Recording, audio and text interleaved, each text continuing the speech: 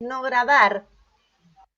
No, ¿Podrías ahora me siento empezar? Porque vergüenza, dijiste algo ¿sabes? muy importante. ¿Podrías repetir lo que dijiste y seguir? Perdón. De tus grandes y hermosos No, no, eso conocimientos. no era lo importante. Story. Sí, ya, creo que me pareció algo que si no lo hubiésemos tal vez mencionado bueno, que si no lo hubieses mencionado, Laura, en el taller, en las primeras sesiones de que no hay Chipre sin Venecia, ¿no? Y de cómo era considerado Venecia, en esos tiempos, ¿no? Como el tema de la cuna de la civilización, o sea, la gran ciudad, la gran metrópoli, donde está todo sucediendo, o sea, eso me da mucho más como mundo un poco sobre, la obra Ujú. y también, quiénes son estos personajes, quién es Desdémona. O sea, obviamente yo con mi obsesión con Desdémona, ¿no? Como quién es esta Desdémona. Eh, pero me parece bien curioso que, obviamente en tiempos de Shakespeare había mucho, racismo. Me imagino que también tendría él socialmente algo, no lo sé, pregunto, cuestiono, quiero saber más, pero Sí. creo que hubo un comentario en estas sesiones sobre si es o no, o qué es lo que se está tratando de decir. Y a mí me genera mucha curiosidad, porque de alguna forma la obra revela, o sea, que Yago detesta a Otelo por ser moro. Ajá. Y entonces, o sea, y si Otelo no hubiese sido moro, me pregunto si este odio y toda esta trama y toda esta cosa que sucede en él, hubiese sido tan importante o tan fuerte. Entonces me pregunto, de repente Shakespeare no está tratando de hacer un statement como, ¿sabes?, sobre el racismo, pero sin embargo Sí. un poco que sí, o es la forma en la que yo lo veo, no lo sé, o sea, Está buenísimo, pero esto que estás trayendo, esta discusión que estás proponiendo, esta problematización que estás planteando sobre la obra es excelente, porque es uno de los temas que se discuten. Hay libros escritos al respecto, digo, ¿no? Y nos peleamos entre los especialistas, discutimos, ¿no? Yo estoy más con esta línea, más con la otra. La realidad es que todas son válidas, pero está bueno ir echando luz. Y también ahí, ¿sabes qué, Marinés? Es donde aparece la mirada actual. Porque quizás a nosotros, hoy en día,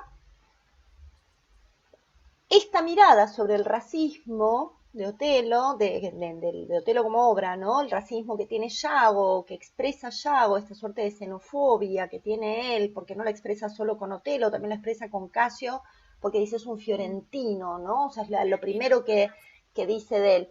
Entonces digo, quizás es algo que nos afecta hoy en día también, que a nosotros nos hace un ruido particular, porque es algo que quizás nos atraviesa socialmente, no solo por una cuestión de época, sino también por una cuestión geográfica. Vivimos en un continente donde las cuestiones raciales, en mayor o menor medida, están en pugna todo el tiempo. ¿Se entiende? Entonces, es interesante acá esto que aparece con Shakespeare siempre. Te digo, ¿qué es lo que nos moviliza de Shakespeare según cada época? Quizás en otro momento, siglos atrás, quizás no hubiese sido un tema a cuestionarse.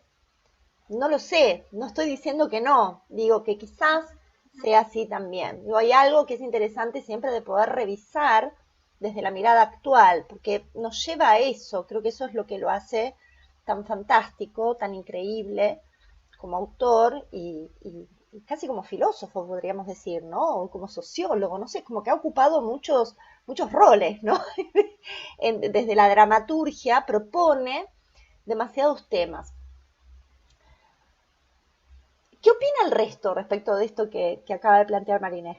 Bueno, ¿Cuál es la opinión eh, de Ulises? Dale. a ver, tomando el punto de vista que último que mencionaste, sobre el cual estaba pensando también, es, eh, creo que desde las primeras palabras o frases de Iago, ese resentimiento porque lo relegaron a él, ¿no? O Ujú. sea, el punto, parto yo de que él se siente molesto porque lo han dejado tanto por parte de Otelo como por parte de que ganó su puesto, que él consideraba que era suyo, ¿no? Ujú. Y creo que a partir de ahí empieza a buscar los defectos de todos los demás para empezar a golpearlos y a castigarlos digamos, a buscar un beneficio para él. Digamos, yo lo veo más por ese punto. Sí, creo que, sí, como mencionas tú, el tema de racismo, no sé si está tan presente en su obra en el momento que lo planteó, ¿no?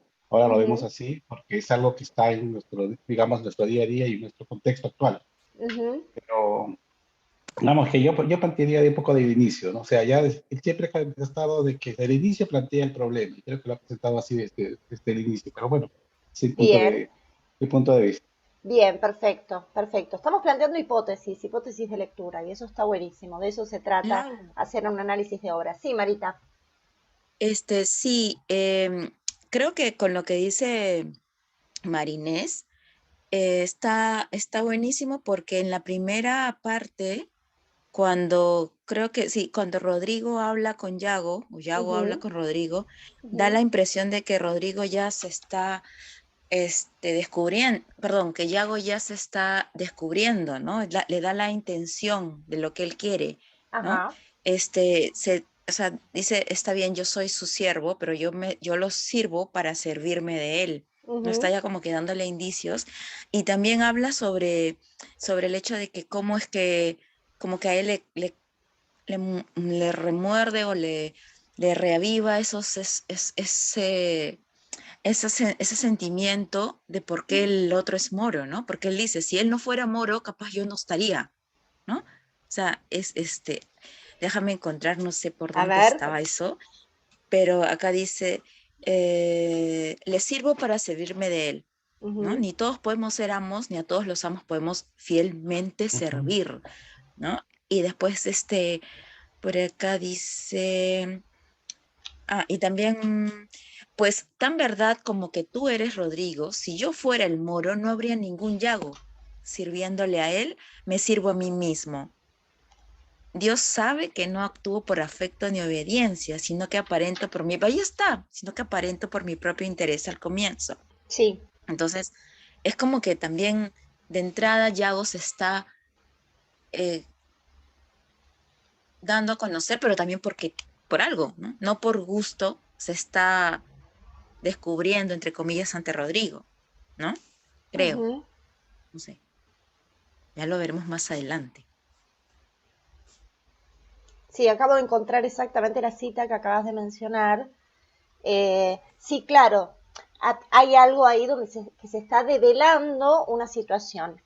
Vamos a seguir avanzando, porque es bien compleja la obra, en el mejor de los sentidos lo digo, ¿eh? Eh, Álvaro, Laura, ¿quieren comentar algo? Es que es como dices, ¿estoy con micro? Sí, Sí. es bien complejo, ¿no? En las varias versiones que he leído, porque cuando tú dices leyeron, yo digo, wow, porque yo me he leído cuanta versión, y son diferentes, ¿no? Son diferentes, sí. Dicen cosas diametralmente opuestas, ¿no? Si uno las va poniendo, son cosas totalmente diferentes. Ven, mi gato quiere participar. Sí, traelo, que nos gustan los gatos. Sí, pues, pero él es antipático. Ya, Ah, no. no, no.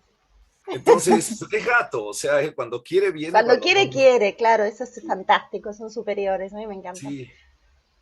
Entonces, este, bueno, yo antes de ser actor quería ser filósofo, entonces, Ajá. no, siempre quise ser actor, digo, durante mi faceta de actor, una de las que pensé que podían enriquecer, porque todo lo he hecho en función al teatro. Entonces, hay varias teorías, ¿no? Digamos que la más fuerte, según lo que yo he encontrado, es la teoría del racismo, Ujú. y que todo este personaje además se plantea como tal por ser negro.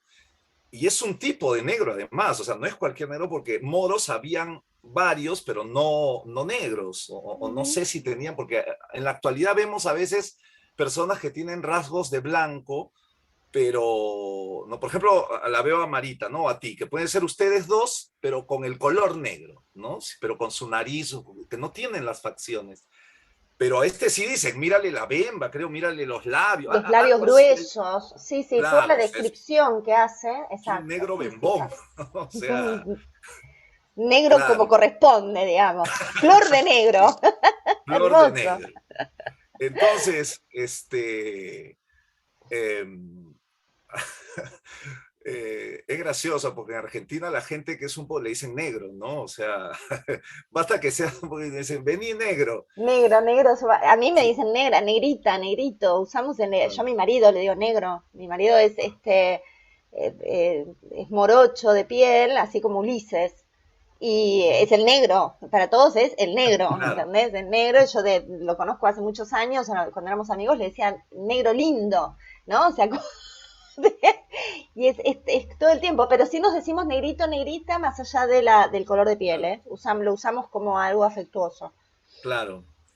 Pero creo Eh, que también en Argentina, Laura, si tú eres, por ejemplo, de una familia en que todos son blancos y rubios y el hijo es cabello negro, al hijo ese de cabello negro le dicen negro, ¿verdad? Claro, es que el que es morocho Porque es es el de negro, cabello negro. más allá de que ¿se entiende? O Ah, sea, ok, como que, ok, ya, pero es interesante porque entiendo.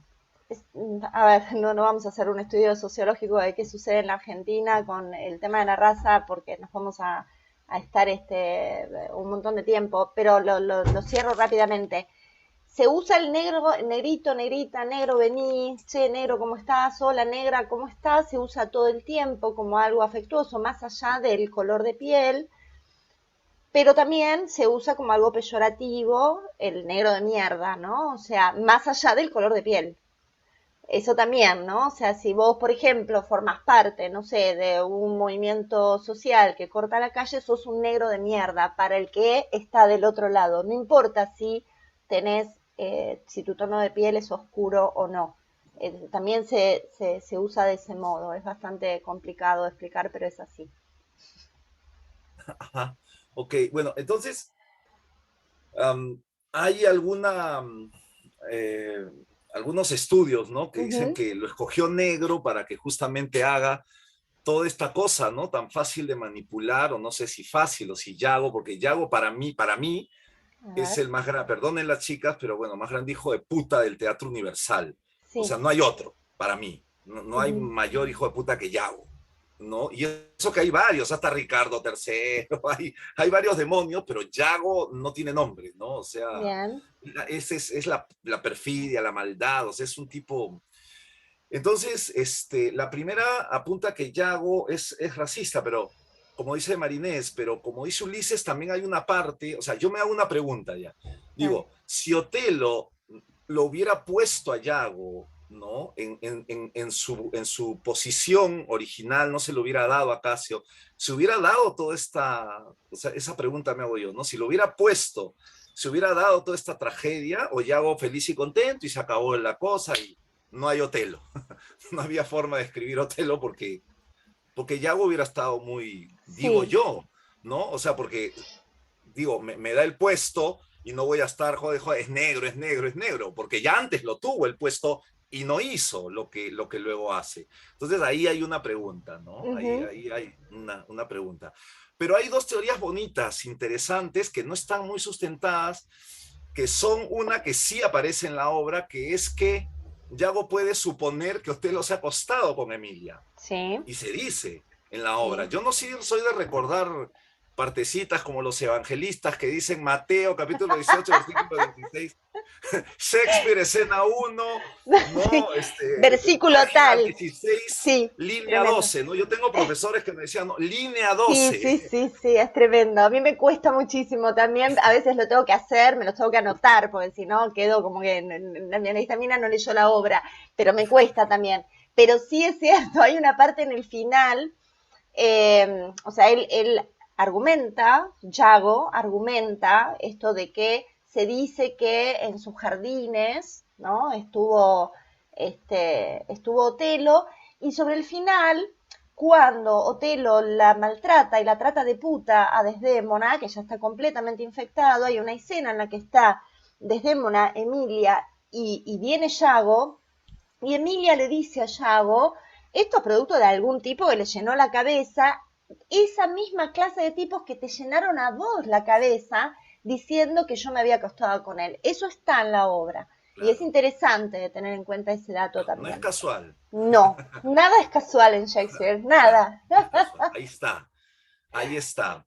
Y hay quienes dicen, y ya no está en la obra, pero yo lo pongo a consideración porque lo dicen, Ujú, que Yago podría estar enamorado de Desdémona, ¿no? ujú. O sea, hay quienes lo plantean, pero yo no lo he visto en la obra, no hay indicios, Él lo ¿no? Por lo dice en un menos, momento, él dice, Casio podría, que Casio está enamorado de ella, no me cabe la menor, creo que es el segundo o tercer soliloquio. Él dice que Casio está enamorado de ella, que en realidad cuando habla de enamorado da la sensación de que en realidad está hablando de la sexualidad, de que está caliente con ella, perdón los términos, ¿no? Pero es una obra que habla de eso. Y dice, y que ella podría enamorarse de él, es probable. Lo que tengo recontra claro, estoy parafraseando, ¿no? Dice Yago, lo que tengo recontra claro es que el moro va a ser el mejor marido que ella pueda conseguir. El tipo realmente la va a servir sexualmente muy bien. Y luego de eso dice, y sin embargo yo también la amo, pero no de ese modo, no del modo lujurioso, sino que la amo porque me va a servir para mis fines. ¿Sí? ujú, O sea, hace ahí algo como un juego de palabras propio de Yago, por otra parte, muy interesante en ese sentido. Pero en ningún momento habla de amor hacia ella. claro, Ahora, sí es llamativo el ensañamiento que tiene con ella. Quizás más que con Otelo, esto es un dato a tener en cuenta, ¿no? Porque en un principio uno dice, bueno, no, pero el problema lo tiene con Otelo, y a medida que avanza la trama, vas viendo cómo él se va ensañando con esta chica de un modo casi, eh, sí, de una perversión, de un modo programado, sistemático, Enfermo. ¿no? Es como, claro, va en un avance permanente. Y acá es donde se nos plantean todas las dudas de los personajes. Pero porfa, termina, Ulises, porque Álvaro, pues es muy interesante todo lo que estás planteando. Después no, retomamos. esas cuatro teorías, la tercera es la más flojita, pero uno nunca sabe lo que hay en la cabecita de estos personajes que adquieren vida propia, además, ¿no? Que Shakespeare los hace tan consistentes que nos permiten esta serie de preguntas y de posibilidades. Pero las tres anteriores, bueno, digamos que en una escala Ujú, tiene la del racismo, la más fuerte, la de que no le dan a mí me resuena mucho esto que no le dan porque así como has contextualizado el racismo en la actualidad, también en la actualidad el ser humano, pues no me voy a referir a peruanos, argentinos, latinoamericanos, creo que el ser humano de Occidente, sobre todo, ujú.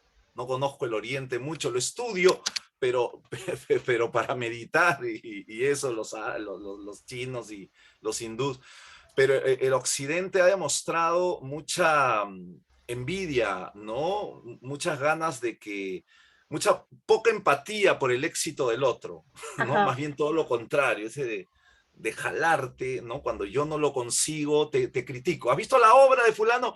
Sí, la luz no se encendió. O sea, yo he Claro, escuchado críticas claro. terribles, ¿no? Cuando yo era profesor de la Escuela Nacional de Arte Dramático acá en Lima, los mandé a ver a Edgar Guillén. No sé si lo conoces, Laura, a Edgar Sí, Guillén. sí, Ya, le voy a pedir cuando vengas que haga Ricardo III, porque él lo hace porfa. solo. Ahorita está Él, haciéndolo, está ¿En no, serio? ha haciéndolo. parado. Se murió su gata y está devastado. Ah, ok. Ah, La gata que lo acompañó 15 años, acaba Mm, de, ahorita, hace 5 días y está parado funciones y todo, pero él en su casa te recibe, te sienta en su sala, porque no la ha hecho como teatro, es su sala, es su y te sala. hace el Ricardo III, Sí, es una todos los cosa, personajes. Sí. uy, maravilloso.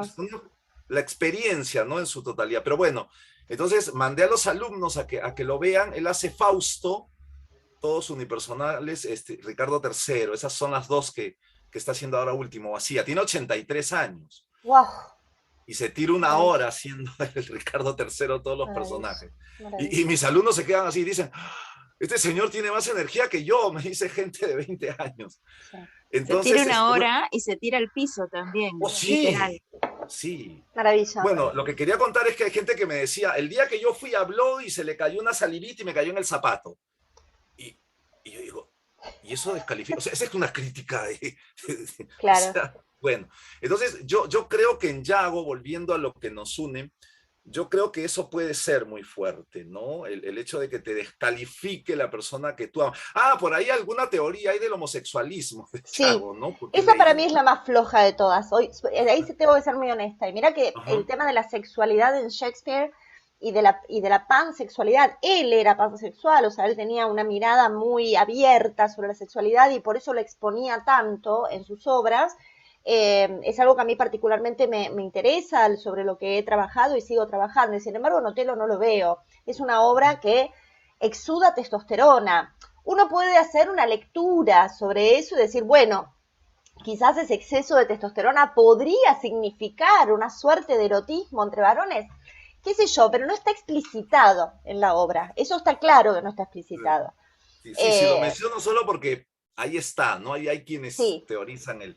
Pero bueno, para cerrar, eso, ¿no? El hecho, aparte del racismo, a mí me queda como también muy claro, o sea, no descarto obviamente el racismo, me parece muy importante, pero creo que el hecho de sentirse marginado, ¿no? De que alguien puede ser devastador para una persona, puede ser uh-huh. devastador, no justificable a esos niveles, No, claro. pero creo que ahí hay bastante, ¿no? Shakespeare muy, muy capo para toda esta mezcla, además de cosas tal vez en todo caso, ¿no? También, ¿no? Esta mezcla de racismo, marginación, me engañó con mi mujer, hay una bola de nieve probablemente ahí. Hablando de Yago, ¿no? Porque en los otros personajes hay otras historias. Bueno, Hay otras eso. historias y es muy interesante ver cómo interactúan, que esto es un poco lo que quiero que empecemos a desentramar hoy, ¿no? O sea, tenemos por un lado los personajes masculinos, por otro lado los personajes femeninos. Vamos a ver un poquito, así del mismo modo, gracias por todo lo que están diciendo, pues está buenísimo, porque a mí me permite también decir cosas, creo que más interesantes que si ustedes no me estuviesen proponiendo todos estos temas.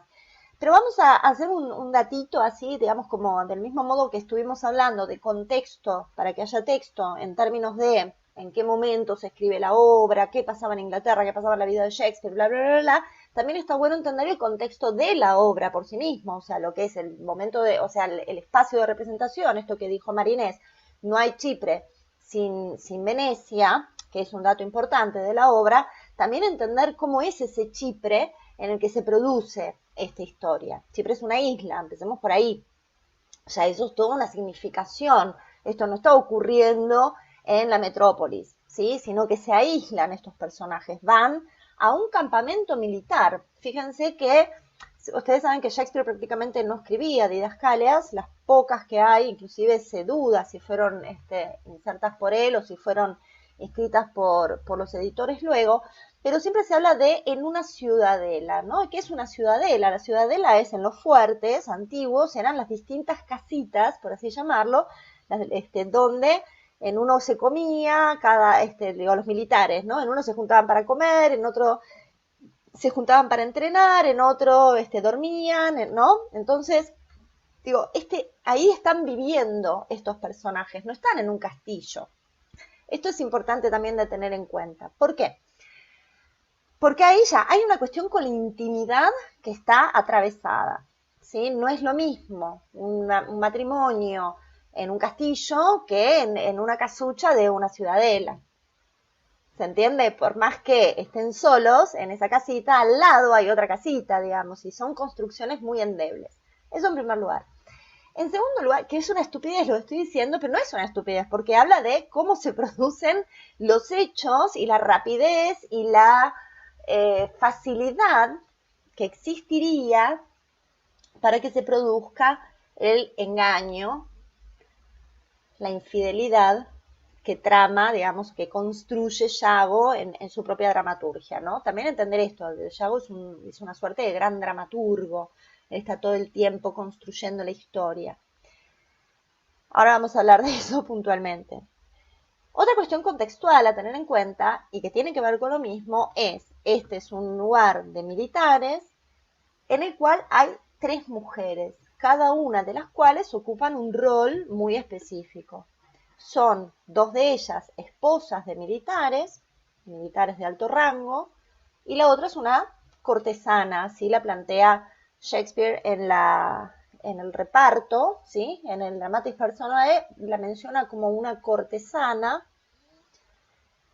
y siempre se entiende cortesana por prostituta, pero no necesariamente lo es.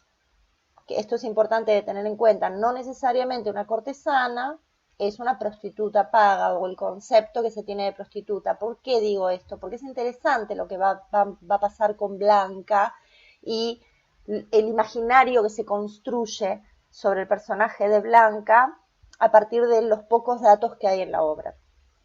Si es prostituta, si no lo es, lo que ella dice, lo que dicen los otros personajes de ella, cómo se comporta, etcétera. Eso lo vamos a ver seguramente en la clase que viene, pues si bien es un personaje importantísimo, no deja de ser un personaje menor.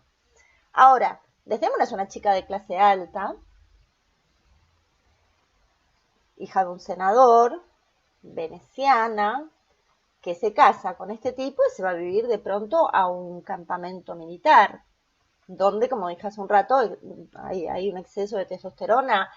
El mismo Yago lo dice en varios momentos, ¿no? Cuando está, por ejemplo, en el momento en el que van a hacer el atentado, perdón, que le quiere hacer pisar el palito a Casio, que quiere emborracharlo, habla de los 3 galanes de Chipre, ¿no? Y está hablando de Casio, perdón, dije Yago, de Casio, de Rodrigo y de Montano. Montano, que es un personaje que aparece en varios momentos de la obra y que uno, no sé por qué, generalmente lo imagina como un tipo grande, es un tipo joven, y es interesante de pensar también y entender que todos estos personajes, excepto Otelo y Brabantio, son muy jóvenes, son personas muy jóvenes, en consecuencia son muy vitales, ¿se entiende? Son tipos que están con una fisicalidad, digamos, a flor de piel todo el tiempo, ¿sí? Eso por un lado también, digo, para que podamos entender, bueno, cuál es el contexto de la obra en sí mismo. Y estas mujeres viven en ese mundo masculinizado por todos lados. Ahora bien, voy a agarrar de algo que dijo Álvaro. Álvaro dijo, yo, además de actor, quise ser filósofo. Nos vamos a ver un poquito desde la filosofía qué es lo que pasa con Yago, porque me parece sumamente interesante. De todas las hipótesis que estuvimos viendo, todas son válidas. Empecemos por ahí. Porque todas, inclusive la de la homosexualidad, podríamos llegar a encontrar el modo de justificarla.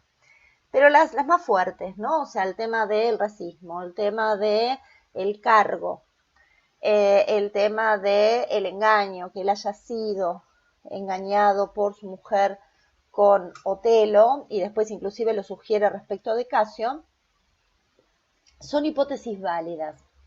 El problema que se nos presenta con Yago, y eso es lo que lo hace tan extraordinario, y acá aparece lo filosófico, así bueno, ¿cuál es la entidad, qué es lo ontológico que se produce con este personaje? Es que, aún resolviendo estas cuestiones, estas hipótesis, quizás la más difícil de resolver sería la del racismo, pero aún encontrándole una resolución, él no encuentra satisfacción, no se satisface con la solución y siempre va un poco más allá. ¿Se entiende? Entonces, ¿por qué digo esto? Él empieza la obra diciendo, yo a este tipo no me lo banco, es un hijo de puta, perdón, ¿no? Los términos, yo soy muy boca sucia, es un hijo de puta, resulta que a mí me tocaba este lugar y se lo dio a este que encima es un fiorentino. Ya ahí, pum, hay un dato interesante a tener en cuenta. Es flagrante, no lo podemos negar. Podemos decir si nos gusta más o menos interpretar desde ahí la obra, que acá es donde aparece el famoso punto de vista de cada actor y de cada director. Pero es un dato que está concretamente en la obra. Entonces dice, bueno, pero y estoy enojado porque este lugar era para mí y se lo dio a este tipo. Y me voy a ocupar de que pague por eso, de que el moro pague por eso. Y hay un libro que se llama El mundo de Shakespeare, de Oden, que creo que lo puse en la bibliografía y si no después lo subo, después me fijo, que yo discuto un poco también con él, porque me parece que hace una mirada, o mejor dicho, se involucra en una lectura demasiado psicologista desde mi punto de vista, pero tiene algunas cosas muy interesantes a tener en cuenta. Y una es esta justamente, es decir, bueno, a ver, el tipo que quiere lograr algo, el vengador, la persona o el personaje que lleva adelante, personaje en este caso, que lleva adelante una acción de venganza, el momento más dulce, por eso se habla de que la venganza es un plato que se sirve frío, el momento más hermoso es cuando todo se produce, cuando la venganza llega a su consumación, y en general el vengador dice, ¿viste? Esto es lo que hice porque vos te equivocaste, porque vos me cagaste, porque vos me hiciste daño, etc. Y es interesante de ver que en esta obra, cuando llega ese momento, que es cuando Otelo ya totalmente pasado, sobregirado, la mata a Desdémona de un modo espantoso, Yago la termina matando a Emilia, y ya viene de matarlo a Rodrigo, entonces ya está todo como sobregirado, y se devela la verdad, a partir de Emilia, cuando Otelo le dice, ¿por qué lo hiciste? Yago le dice, lo que saben ya lo saben, de ahora en más no diré una sola palabra. Y uno se queda, pues decís, ¿me podrías explicar por qué hiciste todo esto? Y el tipo no lo explica. Oden habla de Oden o Bloom, no me acuerdo, uno de ellos, habla de la muerte de Yago, cómo va a ser la muerte de Yago, ¿no? Y se lo imaginan a Yago muriendo en una mesa de tortura, en un potro de tortura, en profundo silencio. Y eso es lo aterrador de Yago, que uno nunca sabe exactamente, y ahí coincido con lo que dijiste, Álvaro, que es el más hijo de puta de todos. Inclusive creo que es más hijo de puta que, o sea, creo que ni en el Fausto nos encontramos con algo tan tremendo. ¿Me explico? ¿Podemos encontrar en Ricardo III elementos de Yago? Sí, pero son elementos de Yago. Yo digo que yo tengo una teoría, perdón la digresión, hago un pequeño paréntesis, que en algún momento espero probarla, que Shakespeare entre todas sus obras está contando una única historia. Entonces que en realidad las obras van dialogando entre sí, que los personajes se van retroalimentando entre ellos. Entonces, digo, Ricardo III es un antecesor de Yago. Encontramos en Yago, es un personaje mucho más acabado, mucho más desarrollado, mucho más profundo, mucho más interesante, características que ya están en Ricardo III y en otros villanos anteriores también, en Aarón el Moro, etc. Entonces digo, hay algo interesante acá, como qué es lo que nos rompe la cabeza de este personaje. Decís, bueno, a ver, ¿qué necesidad tenía de hacer las cosas de este modo? Oden, por ejemplo, dice, bueno, pensemos en Rodrigo. Rodrigo funciona como un deuteragonista. Acá hay un dato también a tener en cuenta. ¿Quién es el protagonista de Otelo? Hay muchas discusiones, no, el protagonista es Yago, porque en realidad no, el protagonista es Otelo. Yago es el que conduce la acción y el que la construye. Construye una obra para Otelo. Es más, construye una obra llamada Otelo. Eso es lo que uno termina entendiendo, ¿no? O sea, este tipo es el autor, entre comillas, ¿no? O el director, es un gran improvisador, por otra parte. Entonces, si vamos viendo escena por escena, vamos a ver cómo el tipo va corrigiendo y toma lo que le da la escena. Hay montones de situaciones que son muy interesantes en ese sentido, ¿no? O sea, qué sé yo, estoy tratando de acordarme ahora. Se produce el atentado a Casio. Rodrigo falla. El baile, primero su aparición con una luz es todo un símbolo para mí muy interesante en esa escena. Pero vale, se lo saca encima Rodrigo, lo mata. Y aparece Blanca. Y automáticamente él dice, vos tenés algo que ver con esto. Es decir, ¿cómo se le ocurre? ¿No? O sea, todo el tiempo está haciendo eso. Cosas que pasan, casi como de casualidad, él las toma y las construye. Son muy pocas las veces, y esto habla de lo ontológico también del personaje, muy pocas, creo que 2 o 3 momentos específicos de la obra, en las que Yago miente abiertamente. ¿Se entiende? O sea, le dice por ejemplo, uno es cuando le dice a Rodrigo que ya sobre el final de obra, le dice que Otelo tiene que volver a Venecia, que llegó una comisión veneciana y que Casio va a quedar como gobernador. Entonces cuando Rodrigo le dice, entonces Otelo y Desdémona vuelven a Venecia, le dicen, no, se la va a llevar a Mauritana. Eso es una mentira.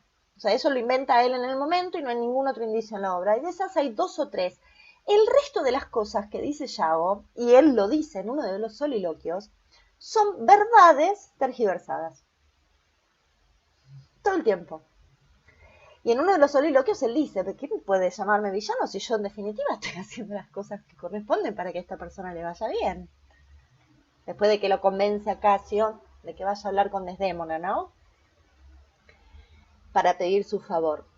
Eso me parece interesante que pensemos en esto. Volviendo, digo, tenemos el caso Rodrigo.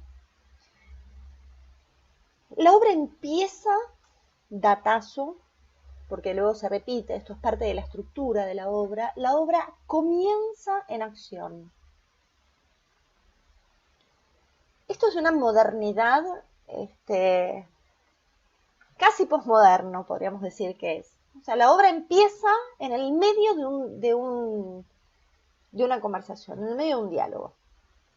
Y luego vamos a ver que ese recurso Shakespeare no solo lo repite a lo largo de la obra, sino que lo profundiza, se hace cada vez más denso ese modo de inicio de escena. Entonces nada, yo siempre digo, es como, yo me imagino este inicio de Otelo como abre luz, ¿no? Abre luz y uno se imagina ya estos personajes en acción, no es estático, todo el tiempo se está moviendo. Pero digo, ¿qué necesidad tiene Yago, que ocupa el lugar que ocupa y que nos vamos enterando de quién es él y el nivel de confianza que despiertan los demás, no solo en Otelo, en todos los demás, inclusive en Brabantio,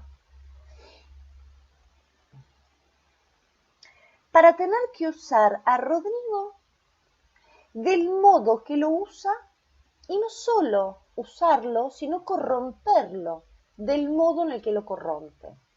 Ahí es donde digo que aparece esta cuestión que va más allá de cualquier explicación, que tiene que ver con que este personaje es un villano, con todas las letras. Y que tiene algo de Mefistófeles, ¿no? Tiene algo satánico. No hay una razón cierta por la cual él hace las cosas, porque no se beneficia directamente con cada cosa que hace. Uno puede decir, bueno, pero él en realidad le está pidiendo a Rodrigo, o mejor dicho, lo tiene a Rodrigo de deuteragonista, esto es, del que lo acompaña en la acción todo el tiempo, casi como el Horacio de Hamlet, funciona Rodrigo para Yago, porque le saca el dinero, le está sacando plata todo el tiempo, lo está engañando para quedarse con su dinero.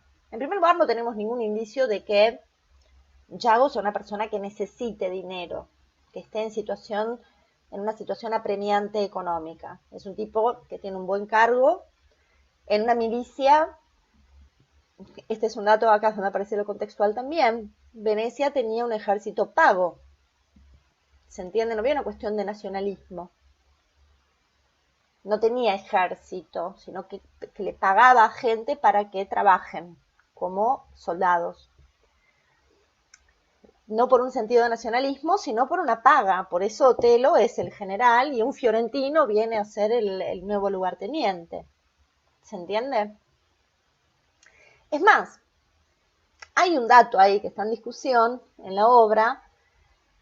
Casio en un momento dice de Yago, es la primera vez que un fiorentino me trata tan bien, o sea que daría la sensación, a no ser que haya sido un error de Shakespeare, que es probable, porque como escribía rápido también cometía errores, que Yago también hubiese sido fiorentino y no veneciano. Entonces, volviendo a las hipótesis, Yago es una persona que está en una situación apremiante económica, que necesita dinero porque si no, no tiene dónde vivir. No hay nada que nos indique en la obra, no hay ningún indicio dentro de la obra que nos indique, valga la redundancia, eso.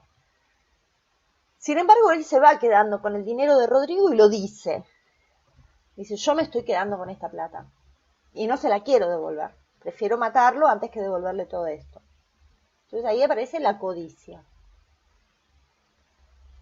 ¿Cuál es la razón por la cual Por eso digo codicia, porque no es que hay una necesidad, no es que el personaje está necesitando de ese dinero porque se va a comprar una casa, porque se va a escapar con su esposa o porque se va a escapar con un amante y se quiere hacer el viaje por el mundo o se quiere venir a las Américas, que era también la aventura del momento. No hay nada que nos indique eso, solo su codicia. ¿Qué necesidad tiene, volviendo a la relación con Rodrigo, de que sea Rodrigo el que le vaya a avisar a Brabantio en el medio de la noche que Desdémona está con Otelo? No hay una necesidad. Oden dice algo interesante, yo de hecho lo usé cuando hice Otelo, cuando hice una versión en el 2009, que le podría haber mandado un anónimo a Brabantio. Y Brabantio se podría haber enterado de todos modos. ¿Me explicó? No necesitaba generar toda esa escena, sin embargo lo hace. Hay algo del disfrute, hay algo del goce en construir escenas todo el tiempo por parte de Yago, ¿no? Estamos hablando. Ahora hasta ahí todo bien, dice, bueno, listo, logró que el viejo se entere. Logró que este pibe le dé plata y se está quedando con la plata de él, porque como es medio tonto, nada, lo va engañando y ya está. No, después se lo lleva a Chipre. Lo sube al barco, lo hace disfrazar, le dice, ponete barbas, no sé qué, venite a Chipre. ¿Para qué? Digo, ¿qué necesidad tiene él? Que goza del beneficio de la duda, mejor dicho, que goza del beneficio de la confianza de todos. Todos confían en él, Casio confía en él, Desdémona confía en él, Otelo, todos confían en él. Entonces, ¿por qué necesitaría de este ladero para que le haga el trabajo sucio? No puede decir, bueno, en el momento en el que lo emborracha a Casio, que lo emborracha él, necesita que alguien lo asuse para que terminen discutiendo. Y era una pelea. Lo podría haber hecho con Montano, que también estaba borracho. De hecho, hay algo medio confuso ahí, donde sí, pasa Rodrigo corriendo, y Casio totalmente borracho, que corre atrás de él, y Montano, que también está borracho, se terminan trenzando entre ellos y terminan heridos los dos. La realidad es que es una escena donde están todos borrachos, menos Yago. Y va subiendo la apuesta, ¿viste? Con Rodrigo, digo. Entonces lo usa para eso, después Rodrigo viene y le dice, mira, yo estoy cansado, me estoy quedando sin plata, me voy a volver. No, banca, porque todavía, mira, ahora está pasando esto, porque parece que ella se quiere quedar con Casio. ¿Cómo que se quiere quedar con Casio? Sí, no, entonces necesito que me ayudes con esto, ¿no? Y siempre está como yendo un poquito más allá. Y llega al paroxismo, cuando ya sobre el final de obra, Rodrigo, que es una escena, a mí me genera una conmoción muy fuerte, Rodrigo viene y le dice, ¿sabes qué?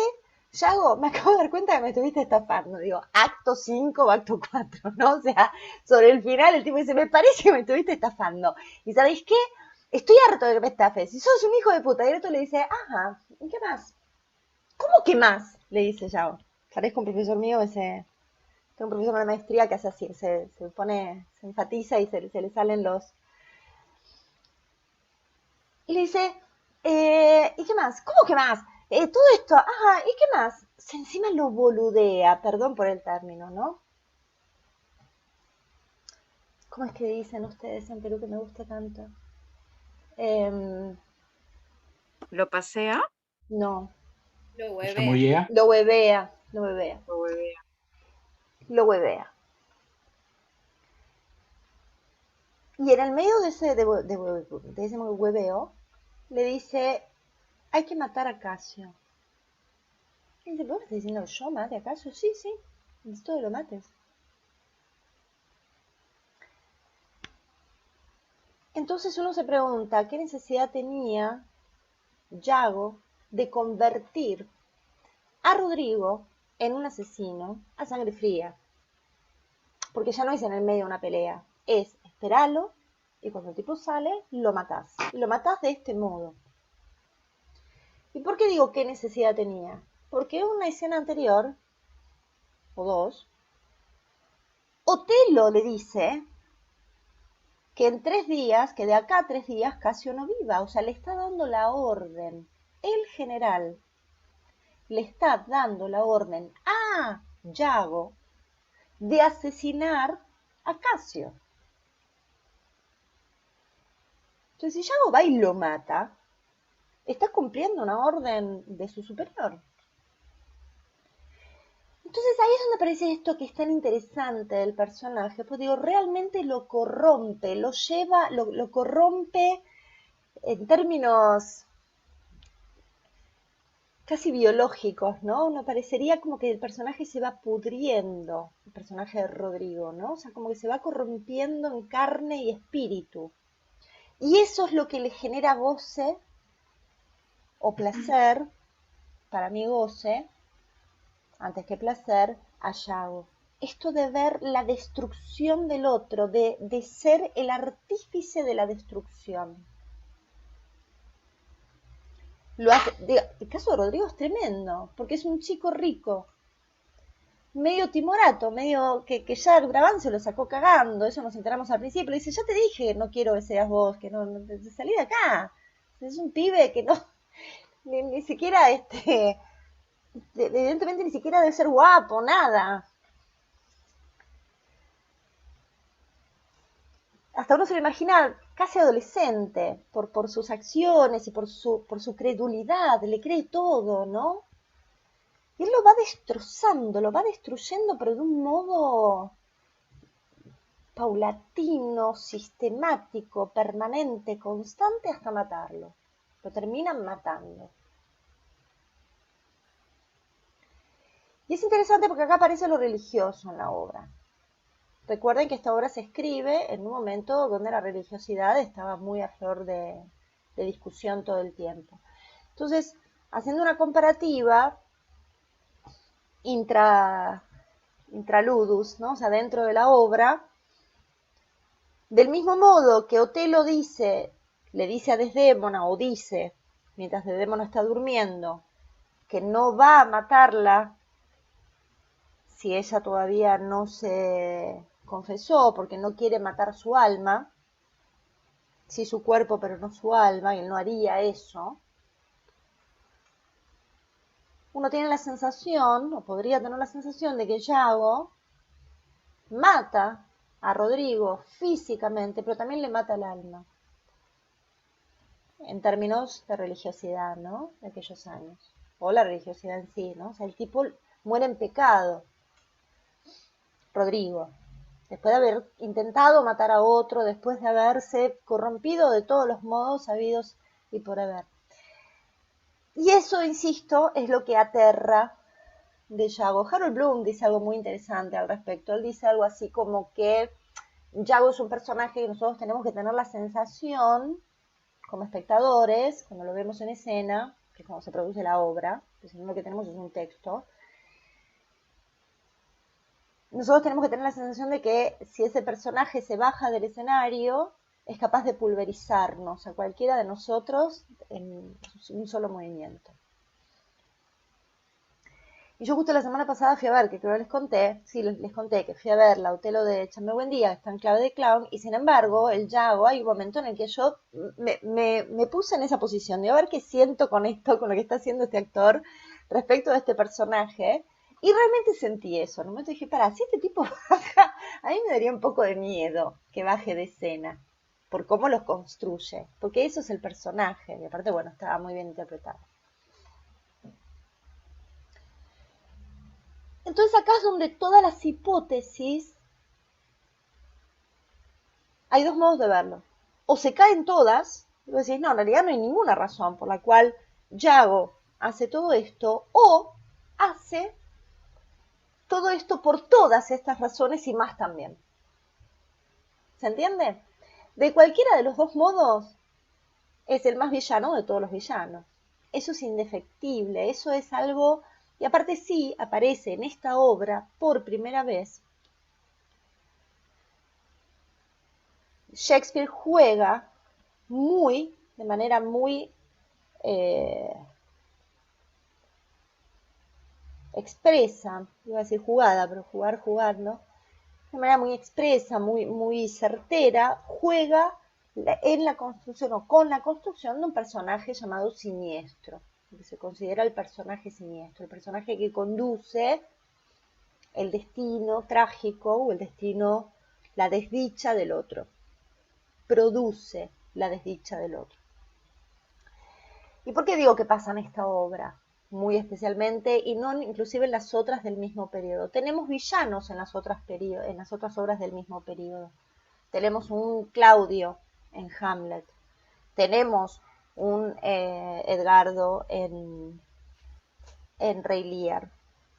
Y tenemos a las villanas también. Tenemos una Lady Macbeth y tenemos una Regan y una Goneril. Pero el personaje trágico cae en desgracia. ¿Se acuerdan que hablamos de esto en la clase pasada, ¿no? Del pasaje de la dicha a la desdicha. En el caso de Hamlet, en el caso de Lear, en el caso de Macbeth, que él es villano, caen en desdicha, pasan de la dicha a la desdicha, o sea, se produce la famosa peripecia, por propio error. ¿Se entiende? Macbeth cae en desgracia porque decide él, en su libre albedrío como ser humano, que es algo que se plantea en el humanismo, él decide hacerle caso a las brujas. Entonces, como le hace caso a las brujas, le va para la mierda. Hamlet decide hacerle caso al fantasma del padre y tomar ese mandato. Hamlet podría haber dicho, mirá, viejo, está todo bien, pero yo, viste, me tengo que volver a Wittenberg, en todo caso, fíjate, manejalo, le podría haber dicho, ¿no? O sea, sin embargo, él asume esto, dice, no, me voy a hacer cargo. Después se olvida y después se enoja con el fantasma, le dice, no me vas a joder más. Pero bueno, ya ese es análisis de otra obra. Lear por su propia soberbia cae en desgracia. Otelo no comete ningún error. Ahí está lo grave de esta obra. El único error que comete Otelo es creerle a Iago. Pero Iago no es un personaje maléfico, Iago no es una bruja, no es un fantasma. Es una persona que se plantea, la palabra que más se menciona, del mismo modo que la palabra que más se menciona en Macbeth es la palabra sangre, la palabra que más se menciona en Otelo es la palabra honesto u honesta. La honestidad es la palabra que está tuqui, tuqui, tuqui, ahí todo el tiempo. Todo el mundo, y particularmente Otelo, considera que Iago es un hombre honesto. Entonces, ¿qué pasa en Otelo? Un tipo termina matando a la esposa injustamente, creyéndola infiel, y se termina suicidando. ¿Y por qué pasa lo que pasa? Porque todos creen en Iago, porque no hay nadie. Lo interesante de Shakespeare también, que ya lo juega un poquito en Romeo y Julieta, y acá lo pone, pero al extremo, es que le da un montón de oportunidades, les da a los distintos personajes un montón de oportunidades de salirse de la trama de Iago, de correrse a tiempo. Tienen un montón de oportunidades de decir, che, mejor le pregunto al otro a ver si esto que me está diciendo es así. Y no lo hacen. Uno puede decir, bueno, ahí está el error trágico, ¿no? Ahí aparece el tema del famoso error trágico. Pero es desesperante, porque decís, pará, correte ya, ahí te tenés que ir. Y no se van. Y este avanza, y avanza, y avanza, y avanza, y avanza.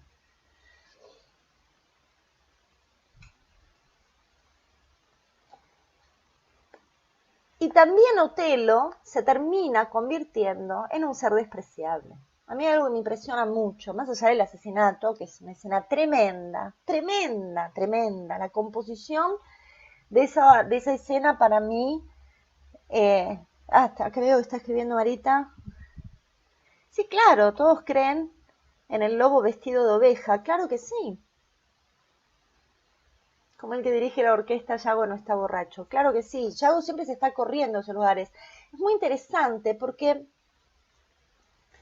Hay algo de la construcción del lenguaje, ¿no? O sea, ya me estoy poniendo medio pesada y díganme si me pongo muy difícil. Pero hay algo de la construcción del lenguaje en la obra que es muy interesante. Yo creo que algo comenté en alguna de las sesiones anteriores. Yago es un personaje que está construye lenguaje. Él se refiere al mundo y a los vínculos humanos de una manera animal, todo el tiempo. Habla de la lubricidad, de los monos, el carnero montándose a la blanca oveja, todo el tiempo está haciendo esa alusión, ¿no? O sea, el modo de vincularse de los seres humanos no es el amor, sino la lujuria. También hay una cuestión ahí con los pecados capitales, ¿no? A tener en cuenta, que está muy presente. Materia de análisis de otro seminario si quieren. Y eso es en privado. Cuando está con otros es un divino. El momento más interesante en ese sentido es cuando tienen ese diálogo, ese cruce, ese juego, podríamos decir, de palabras con Desdémona, ni bien arriban a Chipre, que ella le dice que, ¿cómo escribirías mi elegía, no? O sea, mi panegírico. Y él dice, bueno, si fuese rubia esto, si fuese morocha, y si fuese morocha, bueno, si fuese morocha tal otra cosa, ¿no? Está como que, y cuando ella dice, ¿no? Todo como muy divertido, muy jocoso, súper sexual, pero muy jocoso, muy ahí dentro de las formas, cuando ella le dice a Casio, ay, pero este hombre, me parece que es un desubicado. Casio le dice, casi en una actitud, podríamos decir, envidiosa, entre comillas, en modo irónico, lo que le dice es, bueno, es preferible tenerlo como soldado que como ingenioso, porque el tipo es muy ingenioso. Es tremendamente ingenioso. Y es muy divertido. Tiene un gran sentido del humor, Yago, además. Entonces él se va construyendo y se va plantando frente a los demás personajes según la necesidad del personaje, del otro.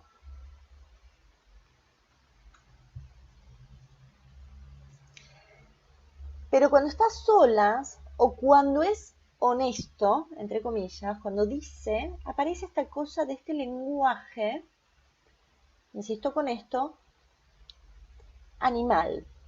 Podría decir, bueno, que está vinculado con la animalidad. ¿Y por qué digo que construye lenguaje?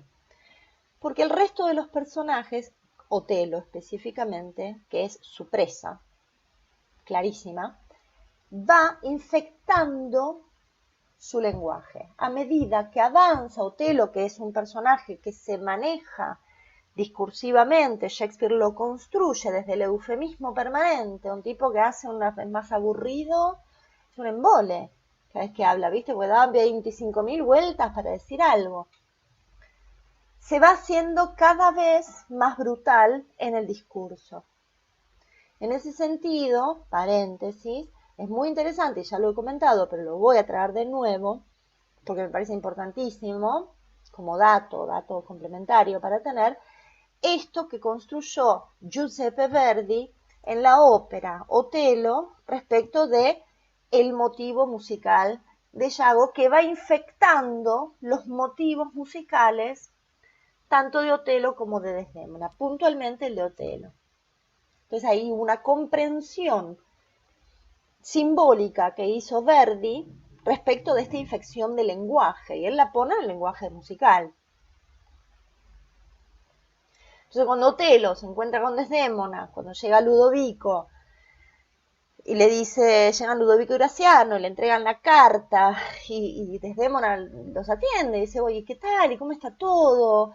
¿Y cómo van las cosas por Venecia? ¿Y bien? Y, no, sabes que acá es un problema, porque mi marido está en problemas con Casio, y él empieza como, que es muy interesante, ahí hay un espejo con Hamlet muy lindo, porque él le dice en un momento, ¿soy honesta? Y ella le responde, señor. Es igual que la escena de Hamlet y Ofelia. ¿Eres honesta? En ese momento que él le pega, Ludovico le dice, no puede ser. ¿Cómo vas a hacer una cosa así? Hacela venir de nuevo. Entonces la hace traer de nuevo, y esto todo el juego de palabras de Churn, ¿sí? Le hiciste venir, porque ella tiene la capacidad de girar sobre sí misma, de volver y volver y volver, en una alusión totalmente sexual. Y en un momento dice, bueno, perdón, está bien, vos andate, le dice a la mujer, vos andate, después hablamos. Vamos a ocuparnos de las cuestiones de Estado, vamos a hacer esto, lo otro, lo demás allá, bla, bla, bla. Y de golpe de la nada dice, cabrones y monos. Y decís, ¿por qué tira eso? De la nada, ¿no? O sea, como casi como el exabrupto, un tipo que al principio de la obra, podemos leer ahora cualquier texto de él del principio, qué sé yo.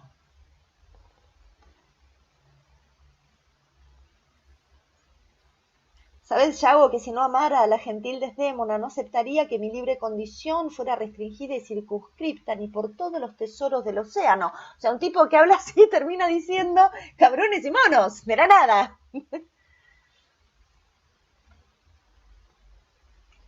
Es muy interesante esto, porque es una construcción teatral. La teatralidad de Shakespeare en general, pero en este caso en particular de Otelo, como obra, es, desde mi punto de vista, y a riesgo de estar equivocada, construye a las obras, por lo menos de este periodo, todas en realidad, pero las de este periodo muy particularmente, en piezas de estudio de la teatralidad. ¿Se entiende lo que digo? Capaz que es muy volado lo que estoy diciendo. Pero digo, hay algo donde nos enseña Shakespeare con estas obras, nos enseña la teatralidad, nos enseña el teatro, las operatorias teatrales, cómo operan la construcción de personajes, construcción de escena, construcción de contexto, construcción de situación. ¿Se entiende? El tipo está todo el tiempo mostrándonos eso. Es una clase de teatro permanente. Es una clase de actuación, es una clase de dramaturgia, es una clase de puesta en escena. Hay momentos que para mí son extraordinarios. Tengo algunos anotados. Por ejemplo, hay un soliloquio que está Yago, creo que es el primero o el segundo. Denme un segundito, ¿eh?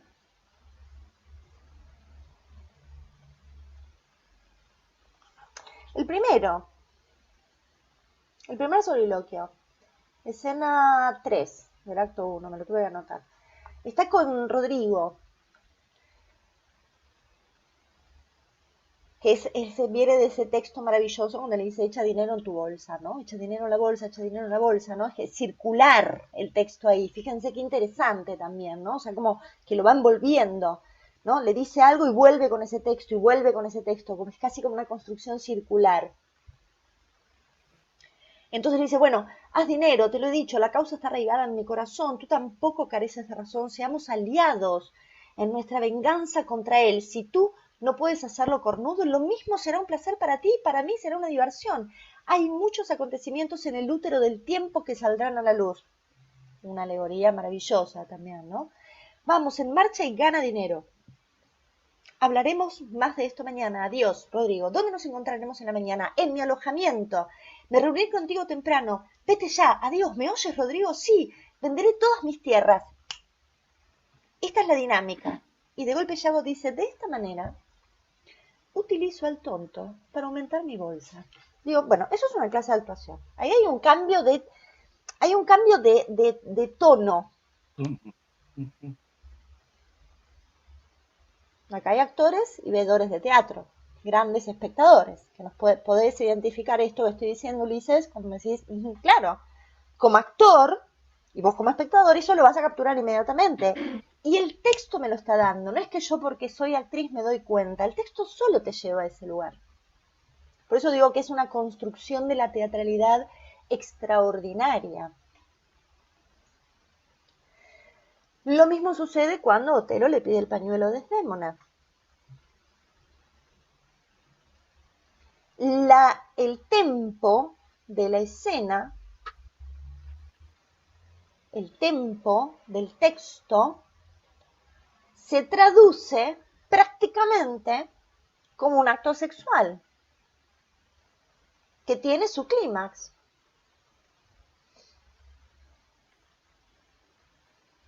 Me decía, pero yo podría, el pañuelo, el pañuelo, el pañuelo, el pañuelo. ¡Tuc! Acabó, perdón. ¿Se entiende? Porque esa es la naturaleza de la relación de ellos. Es una relación erótica.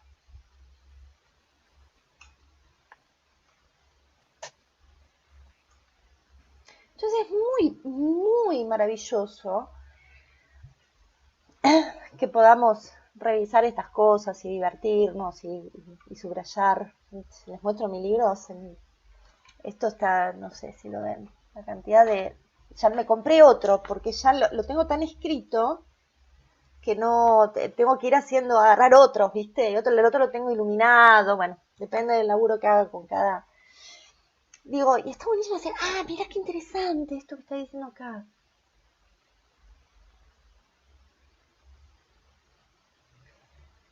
Leyendo estos días mientras preparaba esta clase,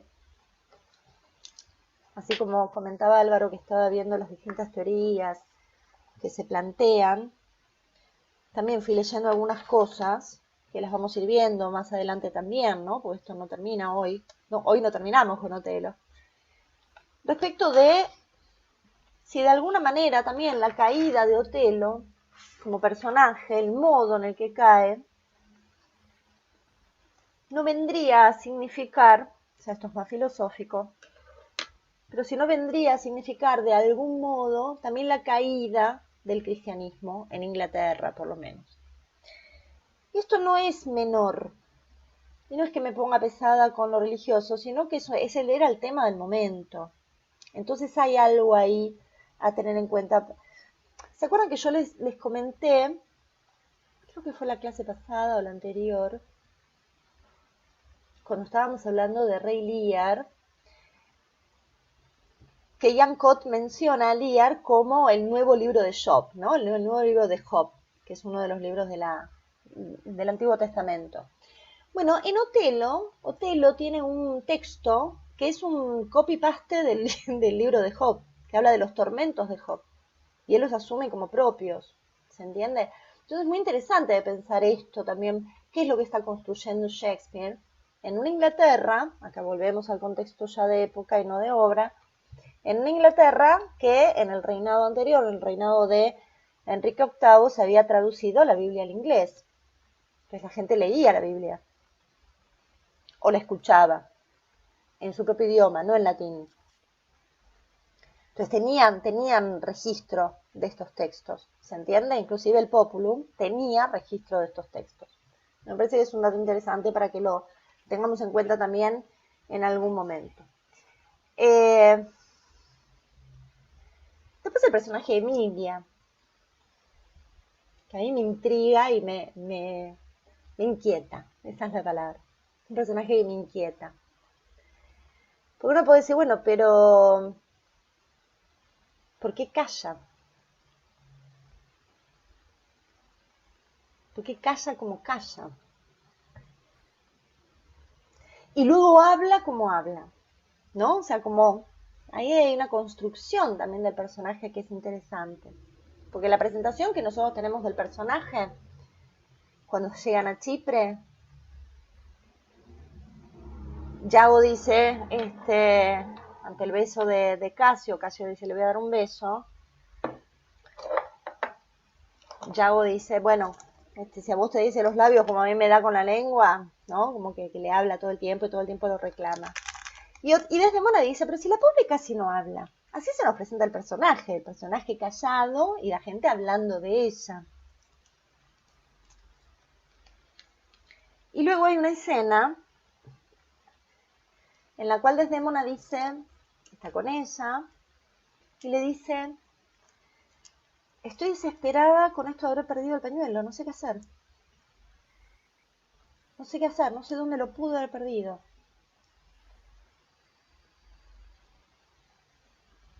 Y Emilia calla. Y vuelve a insistir Desdémona más adelante con esto. Porque luego aparece Otelo y Otelo le dice, yo quiero el pañuelo que yo te regalé. Dice, ¿cómo puede ser? Dice Desdémona, ¿cómo puede ser que se haya quedado así? Y Emilia le habla de otra cosa. Le dice, así que no era celoso. No, en ningún momento le dice, no, pará, negra, el pañuelo lo agarré yo.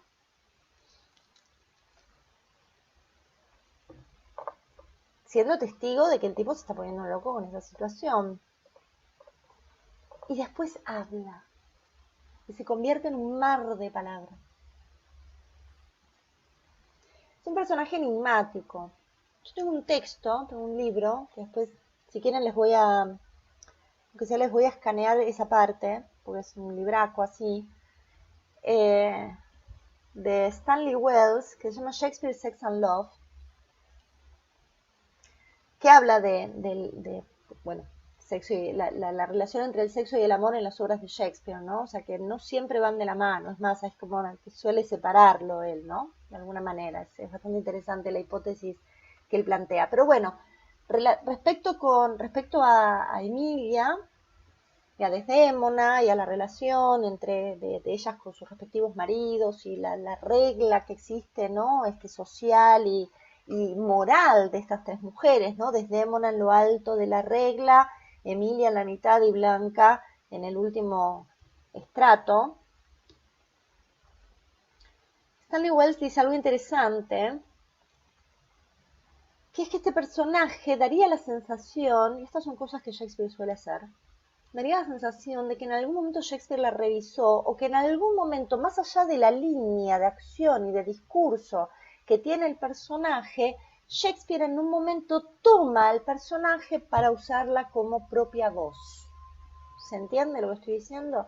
Entonces, este momento en el cual Emilia, en la famosa escena del sauce, dice que ella haría cornudo a su marido para convertirlo en monarca y que en definitiva un pecado no es más que un pecado en el mundo y que si el mundo, que si una logra el mundo por cometerlo, es un pecado que es en el mundo, que ya ahora es de una, ¿no? O sea, una cuestión ahí muy interesante, pero luego hace toda una expresión, que para mí es maravilloso ese texto, donde dice, ¿por qué es que los maridos nos cambian por otras?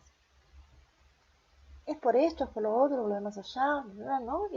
Y termina diciendo que sepan los maridos que las mujeres gozamos de paladar para lo dulce y para lo ácido, igual que ellos, que tenemos sentido y sensaciones, igual que ellos, y que los males que cometemos son los que nos enseñan ellos. Y que también podemos lograr venganza. ¡Wow! Decís, feminismo, cuarta ola en el año 1600. ¿Qué pasó? Se lo considera, según Stanley Wells, y yo le creo mucho, porque es un tipo que ha estudiado mucho a Shakespeare, aparte es una gran persona, Stanley dice esto, ¿no? O sea, se lo considera el primer manifiesto feminista de la dramaturgia occidental. Ese texto de Emilia. Ahora, ¿tiene relación con el personaje, con el devenir del personaje? No. Entonces daría la sensación, o no al 100%, daría la sensación, según Stanley Wells, lo estoy citando, que, o referenciando, que Shakespeare necesita en un momento de la obra decir, chicos, yo pienso esto, más allá de lo que hagan los personajes.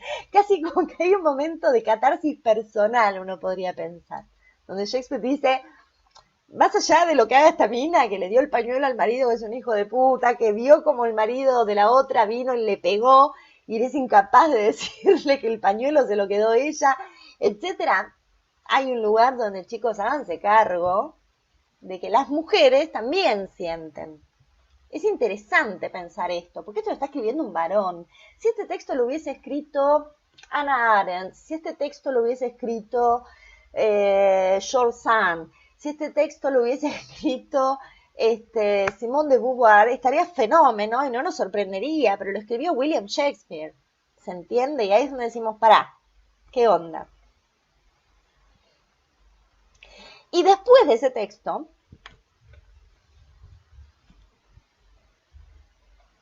Desdémona, que hasta ese momento hace una construcción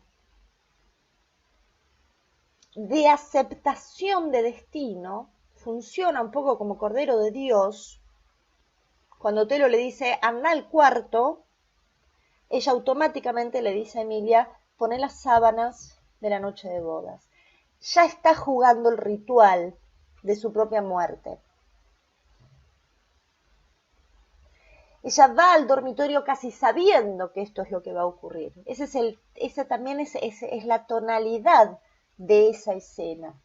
Cuando ella empieza la escena diciendo, dice que vendrá pronto, por favor, apúrate, ayúdame, ¿no? Va diciendo, y se va acordando de Bárbara. Y Emilia tira todo esto y se va. Y Desdémona dice, bueno, que el cielo me ayude. Entonces vuelve, pasan cosas en el medio, vuelve Otelo. Y esta escena es extraordinaria en todo sentido, porque entra con un texto que funciona como una letanía, casi como un verso, casi como un mantra. Ahí está. Es la causa, alma mía, es la causa, alma mía. Casi como ya en el lugar del vengador que viene a imponer orden en el mundo, ¿no? O sea, él viene un poco en esa posición. Es muy interesante de tener en cuenta que esto viene de los misterios, ¿no? De cómo se construían los misterios. Y la besa, y la vuelve a besar, y la vuelve a besar hasta despertarla. Y ahí le dice esto que comentábamos recién, bueno, rezaste porque no soy capaz de matar tu alma. Entonces esta chica, que había entrado en esta escena, teniendo en cuenta la escena anterior, casi en una suerte de aceptación de destino, pensemos en la escena anterior todavía, cuando está con Yago, luego de que Otelo la destrata de un modo tremendo. Hay una escena que generalmente se la pasan por alto. Perdón que vuelvo un poquito para atrás, pero me parece importante para entender mejor qué pasa en este final. Hay una escena anterior donde Otelo la hace llamar. Otra escena que empieza en acción.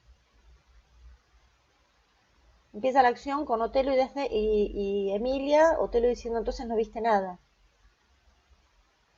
Te digo, esta conversación viene de antes. Entonces, se repite este mecanismo anterior de la primera escena, que también se repite cuando están Otelo y Yago,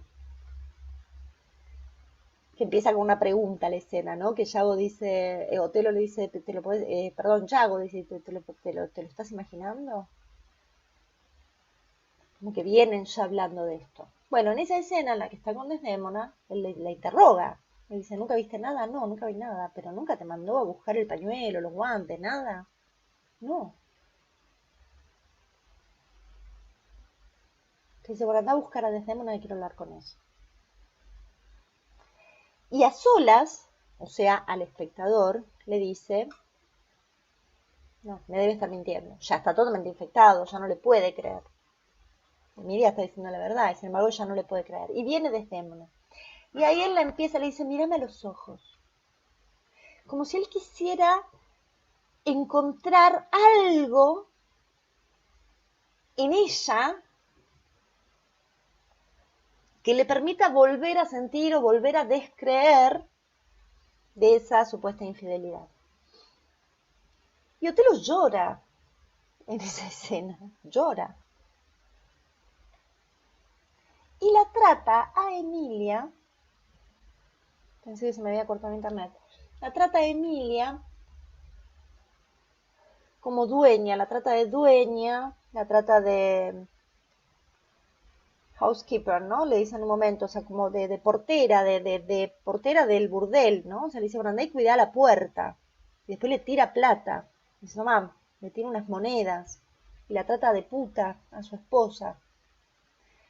En ese final de escena, cuando él se va y le deja plata a Emilia, le dice, tomá, por tus oficios, Emilia le dice a Desdémona, ¿qué le pasó? ¿Qué le pudo haber pasado? ¿Qué le pasó a tu señor? Y Desdémona dice, ¿a quién? a tu señor. Y Desdémona dice, no, no, yo ya no tengo señor. Dios, es muy conmovedor ese momento de la obra, porque ella está aturdida. Entonces tenemos un personaje que está aturdido, que viene asumiendo de alguna manera este destino de muerte, que de alguna manera ya se le está planteando, que no tiene modo de escapar, o no encuentra ella el modo de ejercer esa escapatoria, y sin embargo, cuando él empieza a acusarla en la escena final, y le dice, le diste mi pañuelo a Casio, y ella lo niega, pelea por su vida hasta el último instante. Y pelea fuerte. A Otelo le cuesta mucho matarla.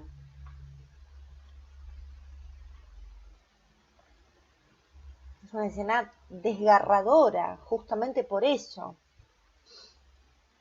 A mí me pareció interesante, para quienes hayan visto, recordarán los que vieron la versión de Charlie Buendía, me pareció interesante el recurso que usó, porque venían con la clave de clown, digo, ¿cómo van a resolverle la muerte, no? O sea, siempre es un momento complicado.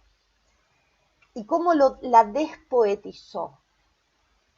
¿Por qué? Porque lo que hace, esto lo cuento para quienes no la vieron,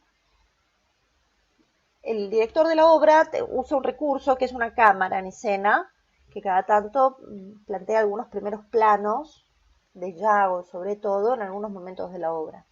Entonces todo el asesinato, todo el femicidio de Desdémona, lo vemos en escena, pero al mismo tiempo Yago lo está filmando. Entonces vamos viendo en ese macro, más que primer plano, porque casi es un macro, cómo Otelo la asfixia. La escena es larguísima en términos teatrales. Porque como decía Hitchcock, que hizo una película al respecto, se cagó de la risa, pero ironizó sobre el tema, matar a alguien es muy difícil. Generalmente en teatro, viste, hacemos tuc y matamos, viste, haces tuc, cuchillito y otro cae muerto. No, matar a alguien es una acción, y matar asfixiando es un acto vital. Merece mucha energía física.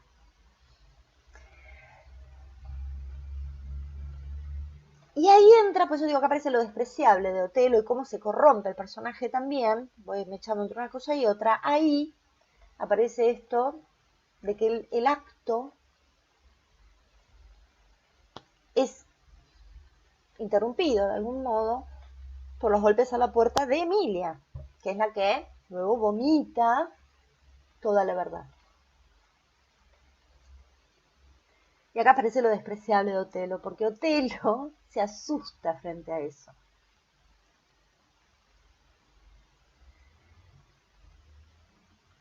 Y se pregunta si está realmente muerta. Entonces va y la remata.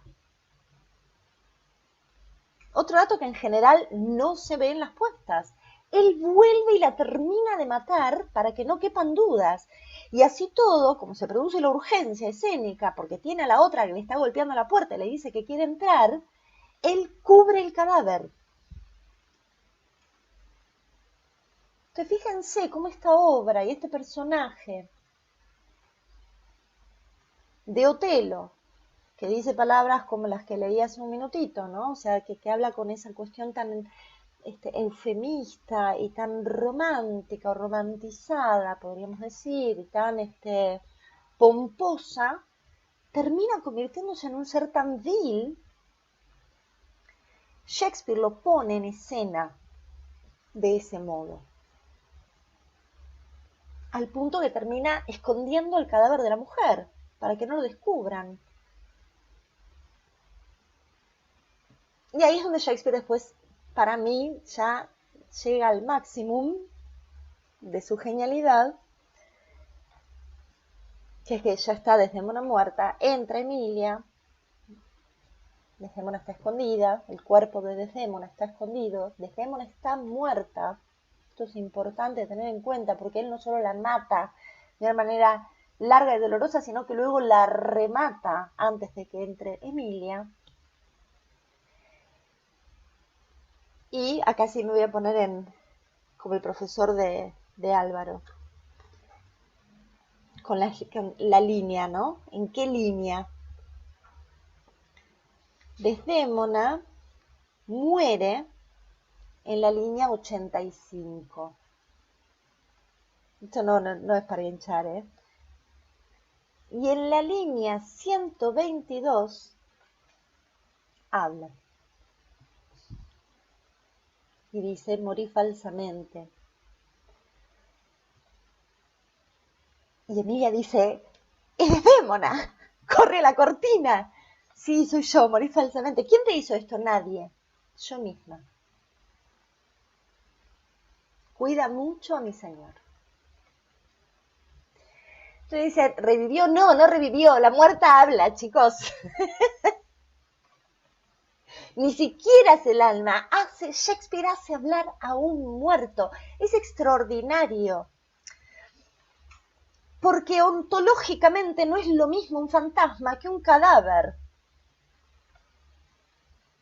No es el fantasma de Desdémona que aparece, como el fantasma del padre de Hamlet, y dice tal cosa. Es la muerta que habla, il morto che parla.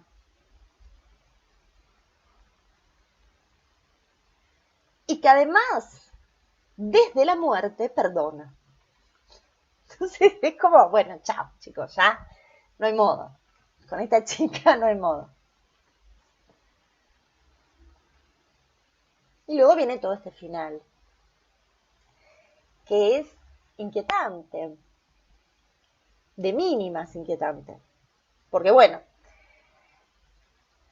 Emilia lo enfrenta, le dice, ¿qué hiciste? No, tu marido, mi marido, esa parte es genial también, sí, tu marido. Estúpido, mi marido me pidió el pañuelo. No, y ahí empieza. Y aparece Yago, le dice, escúchame, decí la verdad. Y Yago le dice, anda a casa. Y ella le dice, yo no sé si voy a volver a casa. Quizás, le dice, quizás yo no vuelva a casa. Es todo un manifiesto también para aquellos años. Entonces finalmente la mata. Cuando Telo se da cuenta de todo el engaño, porque Emilia lo dice, no porque tenga luces, sino porque Emilia le dice, a ver, te voy a explicar de nuevo cómo es esto, o te lo intenta matar a Yago, Montano se interpone para desarmarlo, Yago aprovecha, mata a su propia esposa y se va. Luego vuelve, apresado, supuestamente, por lo que nos dicen los personajes de Graciano y Ludovico. Algo confesó afuera y encuentran unas cartas que son las que develan. Esto es interesante también, lo que develan son las cartas. Yago no dice nada. Y Otelo logra herirlo en un intento de matarlo y no lo puede matar. Y ese dato también es interesante de tener en cuenta, porque como dijimos y vamos a decir siempre, nada en Shakespeare es casual. No es porque sí que Otelo no puede matarlo a Yago. ¿O acaso podemos suponer que Otelo no tenía la destreza como militar que era para asesinar a un tipo? Y aparte con lo que suponemos, lo que nos dice la obra todo el tiempo, es que Otelo, además de ser militar, diestro, etcétera, aparte tenía mucha fuerza física. Y sin embargo no lo puede matar. ¿Y qué le dice Yago? Sangro pero no muero. Y vos decís, bueno, ya acá este tipo se recibió de hijo de puta y es el nacimiento del anticristo. Para mí es así. Para mí el anticristo de Nietzsche está trabajado sobre Cesare Borgia, pero también está trabajado sobre el Yago de Shakespeare. No hay modo.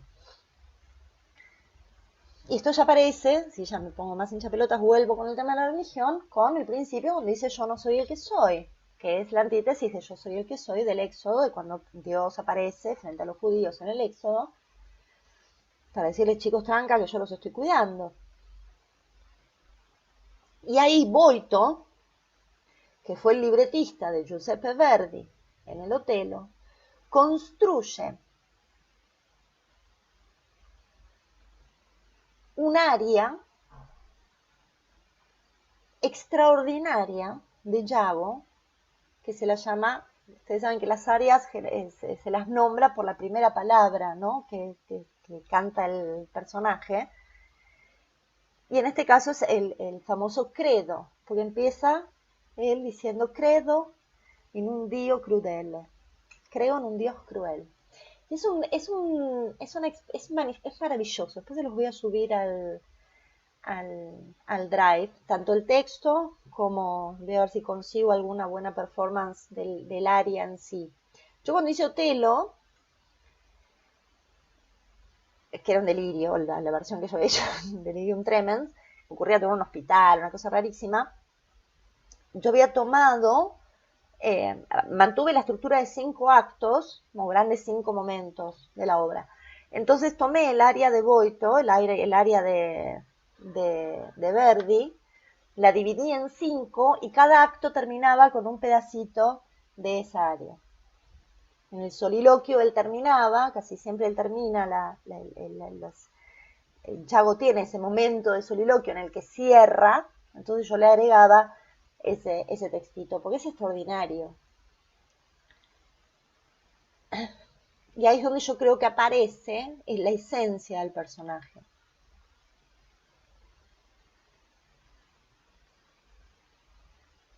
Y se va de escena, se lo llevan. Dicen, bueno, vas a quedar en manos del Estado veneciano y se decidirá qué hacer con vos. Es al final, una vez que se suicida Otelo, Graciano le dice a Ludovico, bueno, ahora el heredero sos vos, y le dice a Casio, bueno, vos ahora que sos el gobernador decidirás sobre el destino de este hombre. Y especifica, vas a elegir el lugar, el momento y la tortura. Y ahí termina. Yo siempre digo que el final de Otelo, todos los que estamos acá los vamos a entender, porque todos somos un poquito cinéfilos, me parece también, además de teatreros, para mí es un lento fade out. Es una obra que se va apagando de a poco. No hay un gran restablecimiento de orden. No es el final de Hamlet que entra Fontinbras y dice, ok, vamos a poner las cosas en su lugar de nuevo. No es el final de Hamlet con Malcolm volviendo y diciendo, ahora el tiempo es libre.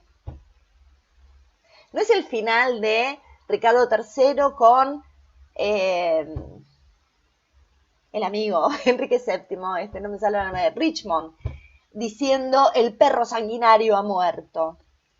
No, todo se va apagando. Y queda ahí.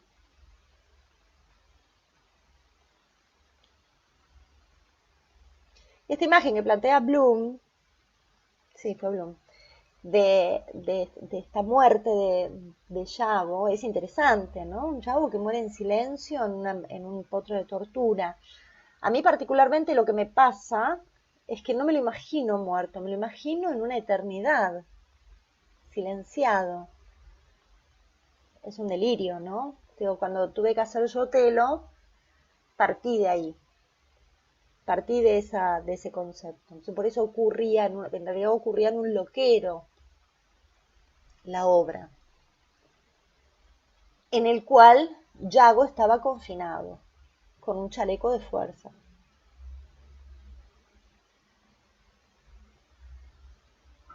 Y yo iba por la calle, cuando estaba haciendo la dramaturgia de la obra, que estaba ahí, y iba en un taxi, y paso por un puente que hay acá en la ciudad de Buenos Aires, un puente pacífico, que siempre se escribe, hay un grupo que hace unas inscripciones increíbles, siempre en ese puente, unos grafitis buenísimos, y ese día me encuentro, paso por ahí con el taxi, y leo que en el puente algo que decía, una frase que decía, lo que realmente aterra es la redención.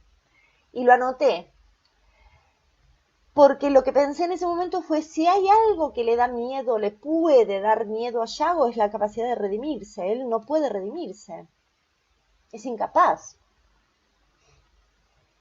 Entonces la obra empezaba así, con él, con el chaleco de fuerza, diciendo, lo que realmente aterra es la redención. Y a partir de ahí empezaba la obra, ¿no?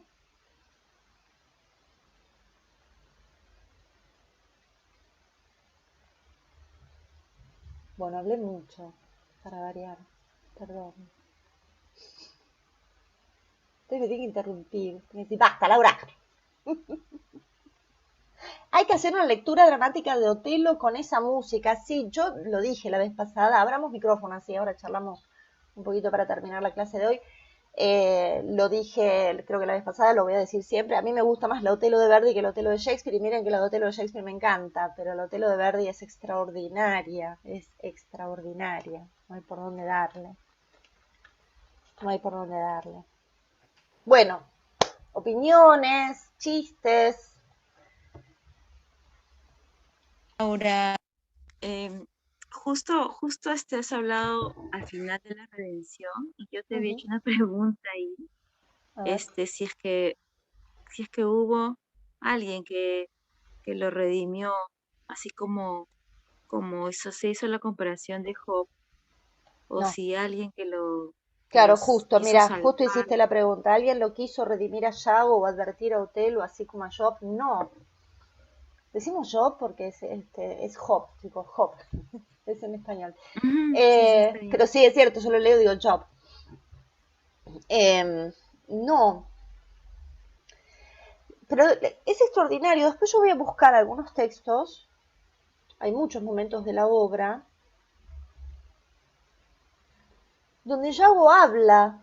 O sea, no es que Boito, el libretista de Verdi, inventa esto de la nada. O sea, él habla de una creencia, si bien él no trafica con el infierno, no es las brujas de Macbeth, ¿eh? Al contrario, habla de la inteligencia, habla del uso de la inteligencia, del uso de la razón, ¿sí? Todo el tiempo se está corriendo él personalmente de ese lugar de magia o, o de fuerzas ocultas, etcétera.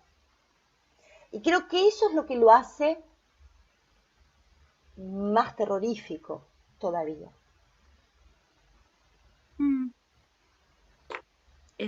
una preguntita, Lau. Sí. Cuando tú hablas de todo lo que él construyó, o sea, yo pensaba, ¿no? O sea, como actores siempre estamos buscando cuál es el objetivo, cuál es la acción, cuál es el superobjetivo. Entonces yo me pregunto si su naturaleza militar, no sé, a lo mejor lo hizo construirse a sí mismo como eso, como un ser así eh, ujú, ma- que mata, o sea, que construye, o sea, él, él traficaba en otras lides, ¿no? O sea, él era mucho más pensante, Mm, maquiavélico, no sé. mm. Él no sabía que estaba haciendo mal. O sea, él es como ese texto que tú dices, yo solamente hago lo que pienso que No, está es bien. irónico. Él sabe que Yo, está haciendo mal ya, y lo disfruta. ok, claro, entonces, ¿cuál es su superobjetivo en todo caso? Lo que pasa, a mí me cuesta pensar en esos términos, Marita, porque me parece que el superobjetivo, que es algo que plantea Stanislavski, tiene que ver con otras cuestiones o con otras poéticas. ¿Me explico? No hay realismo acá. Acá lo que hay son caracteres muy particulares, que si bien está bueno entender el contexto, como les dije, no solo el contexto de época, sino también el contexto de obra, son militares, sí, son militares. Ahora, Macbeth también es militar, mm, ¿me explico? sí, Entonces digo, bueno, el hecho de ser militar mala era su esposa, únicamente, ¿cómo? pero la mala, o sea, la maquiavélica era su esposa, digo, la ambiciosa, Él también. Ujú. mm, Bueno, hemos hablado el año pasado. Ojo con Macbeth. Él también. La esposa hace, de alguna manera, toma lo que él ya tiene. ujú. Él le manda la carta a su esposa diciéndole, me encontré con las hermanas fatídicas, The Weird Sisters. Ah, bueno, sí, y él Ella decide, le dice lo que él quiere escuchar en realidad, ¿no? Exacto, él exacto. decide. Es extraordinario en ese sentido la construcción ahí que hay entre los dos, cómo se retroalimentan, ¿no? Funcionan, es extraordinaria esa obra. Eh, Y, pero digo, si pensamos en lo militar como algo que estaría alejado de las creencias, y no, en realidad,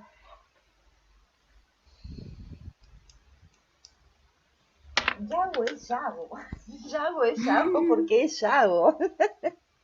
Esto es algo que El también diablo en tenemos que poder persona. relajarnos, digo, como actores, sobre todo como actores, lo digo, que es interesante también que podamos entender que el personaje es lo que es como es. Un estratega, dice Laura, claro que es un estratega, es un gran estratega, pero es un gran, eh, claro, es un Hacedor. estratega, es un director. El actor es el soldado, el director es el estratega, ¿no? Pensemos, si lo pensamos en términos militares. En este caso funcionan igual. Yago funciona como un director, pero que al mismo tiempo pone el cuerpo e improvisa y actúa. Esas las dos cosas. Es extraordinario como personaje, es maravilloso. sí, pero también ya pienso eh, que el personaje de Rodrigo en realidad es como una extensión de Yago para mostrar cómo es él realmente, ¿no? Como me puse a pensar, ¿qué tal si Rodrigo no hubiese estado en la obra? ¿Cómo hubiese podido representar muchas de las cosas que él, o sea, los sentimientos internos que tiene Yago hacia la, cómo se lo mostraba al público, ¿no? Pues el No, pero personaje de por Rodrigo supuesto. también es importante para mostrarlo a él. Absolutamente. Es importantísimo Rodrigo. Sin Rodrigo no hay obra. Sin ninguno de los personajes no hay obra, sin Blanca tampoco hay obra, sin Montano no hay obra. Digo, esto de que Shakespeare pone todos los personajes por una razón y que todo tiene una funcionalidad teatral necesaria para la trama, necesaria para el plot. Sin ese personaje no se hubiese producido tal o cual cuestión. ¿Por qué Rodrigo, por qué Yago necesita que Rodrigo vaya y lo despierte a Brabantio en el medio de la noche? Pues si no, no hay obra. A veces nos tenemos que relajar y decir, esto es así, porque si no, no hay obra. Y la obra es esto. Y está buenísimo construir más, a veces, pienso yo, para Shakespeare fundamentalmente. Acá Marinés estuvo en algunos seminarios de actuación que he dado. Eh, Digo, tengo a alguien que no me va a dejar mentir. Yo insisto con la construcción física en Shakespeare. Con construir desde la pulsión. ¿Cuál es la pulsión del personaje? Y vos, Marinés, creo que estuviste, cuando yo todavía estaba dando los seminarios a través de Hermanas La Mancha, que me pedían ellos especialmente trabajar mucho con el texto, era todo un tema medio difícil para mí. Entonces, cuando yo pude después empezar a llevar los seminarios con mi propia productora, vos estuviste en uno de actuación, participaste en en el último, en el que estuve en el 2020, ¿verdad? Shakespeare in Blood. Ajá, que Shakespeare in trabaja. Black, exacto. Bueno, ahí yo ya me mandé con lo que es mi ideología de laburo, que es, listo, va a laburar la pulsión, ¿qué pasa acá? Eh, Es una experiencia Físico. deliciosa. Claro, ¿viste? Entonces, ¿qué le pasa a este personaje? Este personaje tiene pulsión de muerte. Bueno, vamos en eso, ¿viste? Y pones físico, físico, físico, físico. No lo pensamos el personaje. Una cosa que yo no hago como directora, no lo hago, yo no hago trabajo de mesa con los actores, porque creo y me hago cargo de lo que estoy diciendo como una cuestión personal mía, y no digo que esta sea la verdad, digo es lo que a mí me pasa. Yo creo que si hago trabajo de mesa con los actores, confundo a los actores. ¿Se entiende? Porque empezamos a pensar, a pensar, a pensar, a pensar, y en realidad el actor tiene que actuar. A mí me van a escuchar siempre decir, no me lo cuentes, hacelo. Cuando a veces vienen los actores, inclusive en taller, me dicen, estaba pensando, Laura, ¿tú crees que podríamos hacer? No, no lo hagas. No me lo digas, hacelo. Ya está, ahí vemos qué pasa. Me pasó dirigiendo Romeo y Julieta en Lima, el personaje de Capuleto, eran todos clowns, era una versión clown. El personaje del padre, del papá Capuleto, lo hacía Dusan Fung. Entonces, en un momento, improvisábamos, yo trabajo mucho con la improvisación y la construcción de la dramaturgia del actor, la poética del actor, que está en el cuerpo del actor. Entonces, trabajo mucho, o sea, llevo un texto, que yo siempre digo, este es un punto de partida, no es un punto de llegada. A partir de acá empezamos a laburar. Entonces vamos produciendo en escena, a ver qué pasa. Y en un momento él había traído, en la construcción de su personaje, había traído una soga grande. Y la usaba, ¿no? La usaba así como parte, como si fuese un látigo, ¿no? O sea, como para mostrar su poder. Entonces, en un momento entra escena y tira la soga, y la soga, esto fue una improvisación, un ensayo, la soga cruza todo el escenario, en el momento en el que viene a preguntarle a la mujer si ya le dijo a Julieta que se va a casar con Paris, y Julieta le dice que no.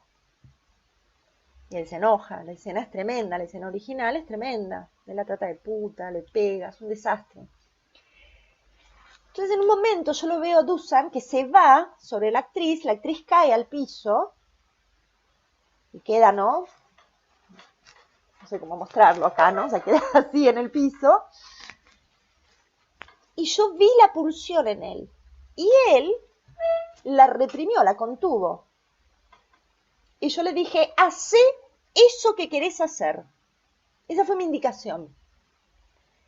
Entonces él se fue sobre ella, le abrió las piernas y simuló una violación. Porque esa era la pulsión. Decía hace rato. ¿Se entiende? Digo, eso es lo que tenemos que lograr los directores, es poder decodificar cuál es la pulsión que está teniendo el actor o la actriz en este momento. Después vemos si queda o no queda. Yo terminé dejándolo porque me parece interesante desde el clown, ¿no? O sea, porque la actriz desde el clown manejaba la inocencia, entonces miraba al público mientras el padre la estaba violando, ¿no? O sea, como que todo eso me parecía como interesante de jugar. Y aparte porque estaba justamente contando eso, ¿no? O sea, había una cuestión ahí con el tema del patriarcado, etcétera. Ahora, yo podría haberlo sacado y sin embargo esa pulsión hubiese dejado una huella en el trabajo del actor, que aunque después yo hubiese resignificado la escena de otro modo, esa huella pulsional hubiese quedado, hubiese dejado algo sobre lo cual luego trabajar. ¿Se entiende lo que estoy diciendo? Capaz que es muy técnico, Ulises, espero no estar aburriéndote. ¿Querés decir algo, Álvaro? Casi como una creación colectiva como autor, más o menos, algo así. ¿Cómo? Es casi como una creación colectiva con autor, digo, más o Es menos. que no hay otro modo de trabajar, desde mi punto de vista no hay otro modo. Porque si no yo me quedo sin, si yo no recojo lo que me da el actor y la construcción de la dramaturgia se completa con el actor. Y el que mejor nos enseña esto es el propio Shakespeare. Lo que pasa es que lamentablemente a Shakespeare lo estudiamos como un literato. Y el tipo, todo lo que construyó, lo construyó para actores determinados, que producían determinadas corporalidades.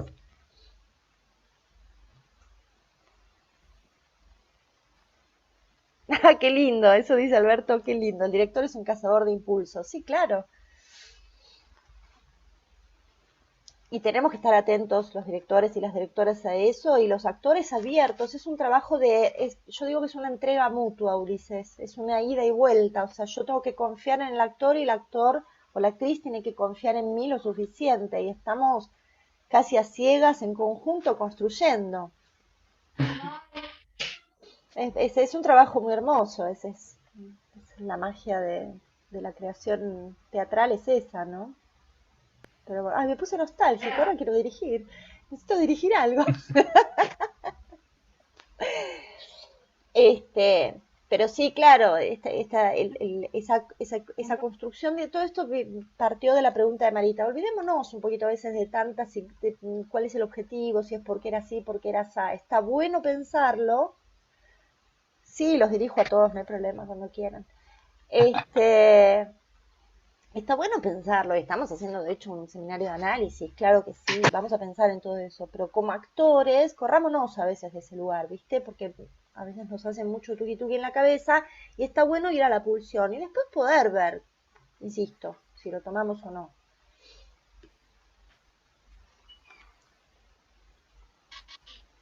Me acuerdo de una Julieta que hizo Marine, me estoy acordando ahora.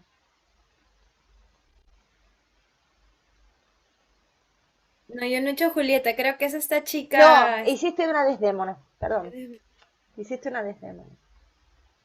Que estaba Sebastián Rubio en ese seminario y colaboró con vos. Sí, que hizo como una Poco cosa más. como bien violenta, Bien violenta contigo, sí, sí, sí, espectacular, sí. sí. No, fue extraordinario, ese seminario fue hermosísimo, muy hermoso. Bueno, ahí en ese seminario trabajaban Sebastián y J. Neira, tenían que trabajar una de las escenas de Otelo, que es cuando lo está convenciendo, ¿no? Cuando Yago lo está infectando. Entonces ellos iban buscando acciones y en un momento estaban haciendo ejercicio físico, los dos. Y me acuerdo que una de las chicas dijo, esto me calienta mucho, ¿no? Era como, claro, estaban los dos ahí, haciendo, viste, los dos guapos, haciendo físico, qué sé yo, y hablando de cómo Desdémona lo estaba engañando y era muy erótico lo que se había producido. Claro que sí, es una obra que tiene un tratamiento de lo erótico muy importante. Y después cuando vos hiciste la escena, eso apareció también, obviamente. Que me acuerdo que Camila Buffon también hizo la misma escena, porque íbamos repitiendo. Fue extraordinario, el seminario fue bellísimo. Unas desdémonas aparecieron ahí preciosas. Que estabas con Cecilia vos, Cecilia Reheimer, y en la otra estaba Camila con Mónica Ricci, que ahora se fue a Estados Unidos. Sí, sí, muy lindo, muy, muy lindo. Bueno, tenemos mucho para hacer. Nos hemos pasado de horario. Les pido disculpas. Álvaro, vos tenés No que hay dar por qué. clases. Hola, yo tengo clases los lunes, por Sí. eso hablé contigo. Yo tengo clases los lunes de 6 a 9 en la universidad. Y yo escapo. Huyo. Dejo al jefe de práctica, entonces le digo, yo 8, pero justo hacen una pausa. Entonces, pero yo feliz aquí. Muy lindo. Y Gracias. así, irresponsable, pero feliz. Me tengo que ir. Laura y chicos, tengo el Shakespeare Sex and Love de ¿Lo Stanley tenés? Wells en PDF. Ah, Lo buenazo. Si lo podés subo. pasar, Compártelo ahí. sí, Ya, subilo. Subilo porque es un librazo. Está buenísimo. ya, Buenísimo. yo tengo, bueno, inglés no hay traducción, no creo que no existe en No español, hay traducción, no. Pues yo lo había buscado en español y no lo conseguí. pero ahí lo subo entonces y los links, ¿ya? Para Buenísimo. mañana. Vale, vale. Me voy entonces. Vaya. Cuídense. Antes que te Gracias, Gracias. vayas, chicos, puedes poner chicas. Fíjate. una Gracias por foto, todo, Laura. Nos Álvaro. vemos el lunes. Nos vemos. Beso. Chao. Chao. Nos vemos el lunes. Chao. Chao, chicos. Chao, hermosos.